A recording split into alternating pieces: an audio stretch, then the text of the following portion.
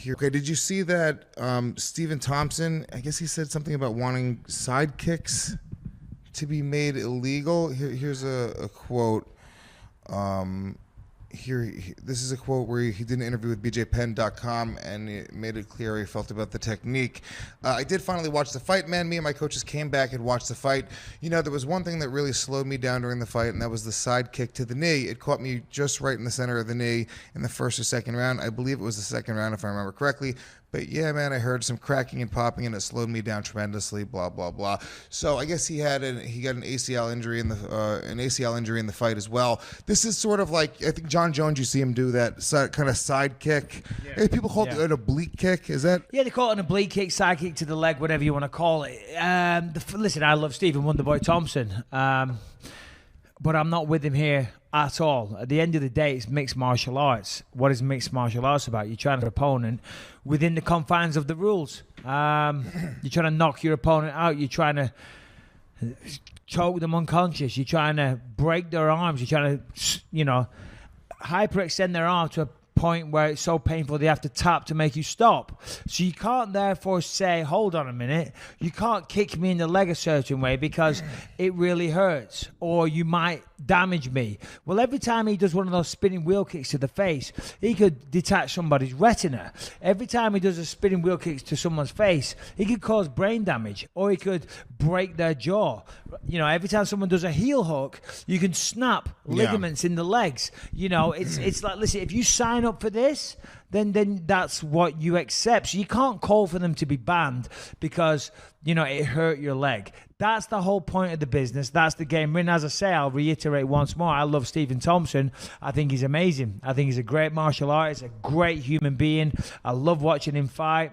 I thought he was unlucky recently with the judges, but it was close, But on this one, I'm just not with him. It's BS. Yeah. I'd like to see less rules. For example, you can't do the north to south elbows, which 12-6. 12-6 is bullshit. You should be able to. I guess he made the point that when he fought Jorge Masvidal, he used the same technique to the knee, but he was just throwing it sort of as a jab to keep him away. When I was in the cage fighting Till, it felt like this guy was trying to break my leg.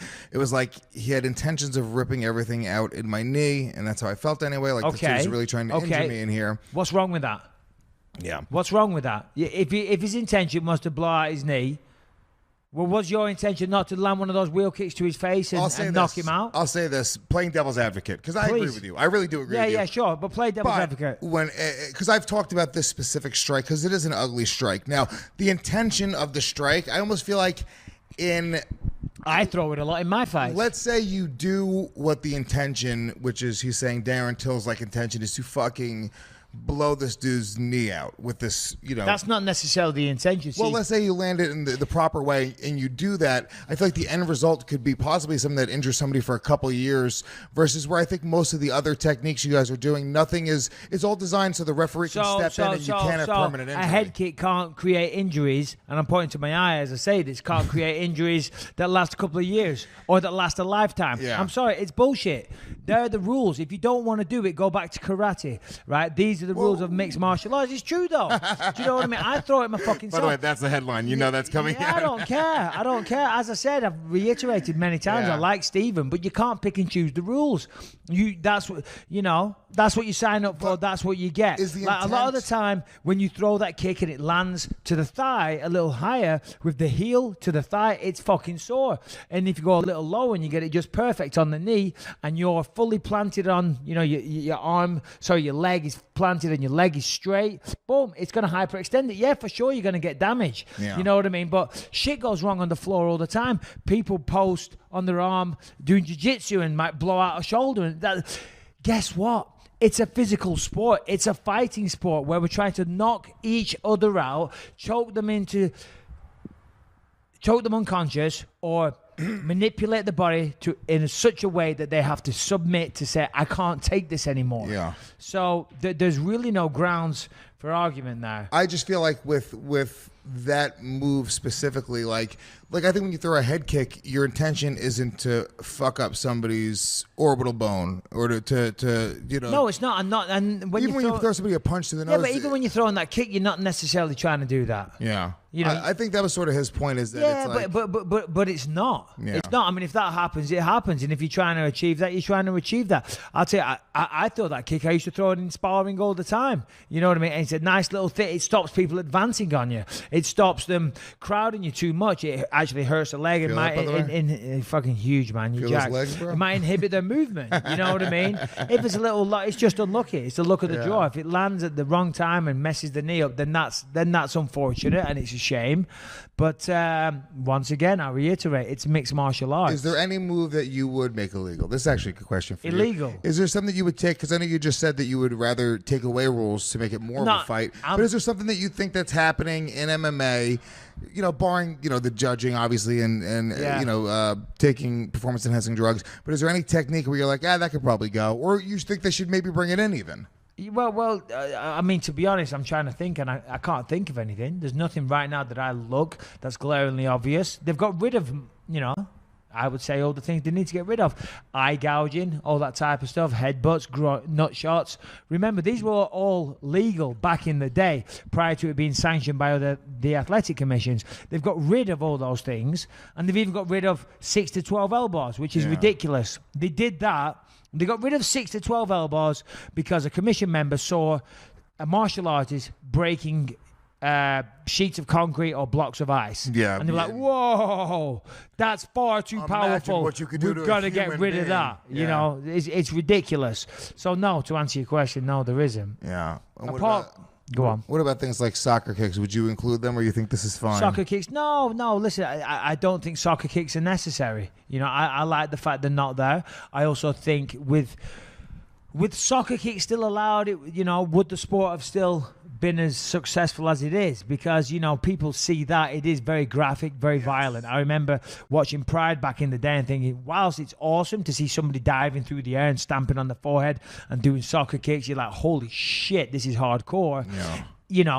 Would the sport have reached the popularity it is today? I don't know. So no, listen, I'm pretty satisfied with what is allowed and what's not. Yeah. What about when you started? Was there like shit that you were doing? What year did you start? MMA 2000. Well, what we call MMA. I was doing a thing called Knockdown Sport Budo, which was MMA. We just didn't know it was MMA against grown men when I was 16 years old. I was going down to Nottingham. Bare fist. You can find it online as well, actually. Oh, I'll have Shannon pull it up in the background while we're talking here. Yeah, but we didn't know it was MMA. We used to call it Knockdown Sport Budo. Yeah. So but legit MMA as we know it today, 2003.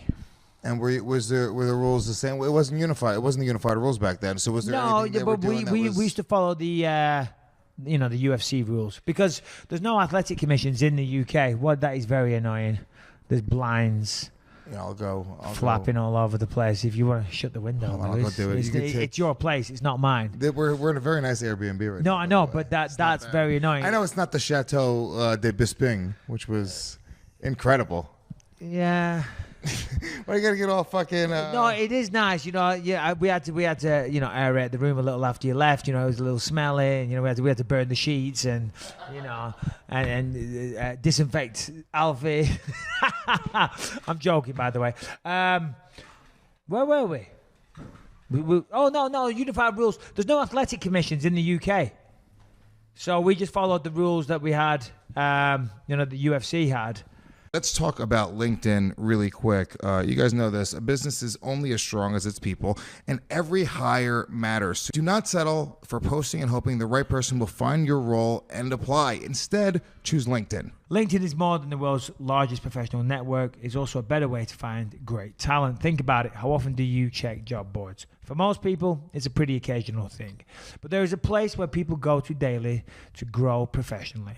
That is LinkedIn. 70% of the US workforce is already on LinkedIn, and 22 million professionals view and apply to jobs on LinkedIn every week in every industry. Just ask any of the hundreds of thousands of businesses who have posted to LinkedIn Jobs over the past year. They rate LinkedIn Jobs 40% higher than job boards at delivering quality candidates, because LinkedIn considers skills, experiences, location, and more to match and promote your job to potential candidates.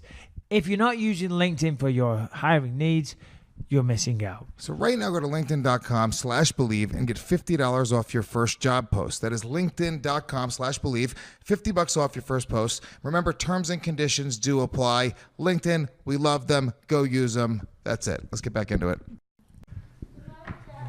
Night, buddy. Good night, James. This is little James here. You want to say good night to all the Believing Me fans? Good night. Good night, James. Hey, tell the world how amazing Michael Bisping is. You just say he's amazing. He's amazing. Was Michael Bisping really cool? We went to his house. Yeah. What'd you think of his house? Good. Was it fun? Mm-hmm. What was your favorite part? Michael Bisping. Yeah. Yeah. You think Michael Bisping was your favorite part of his house? That was the favorite bit. Come on, James. You're a smart kid. Yeah. Are you being silly? Mm-hmm. Okay. Goodbye. Right. Good night. Mm-hmm. Good night, James. Good night, Bam. Bye-bye. We're going to... See, this the soft side of Louis J. Gomez that you don't see. Yeah.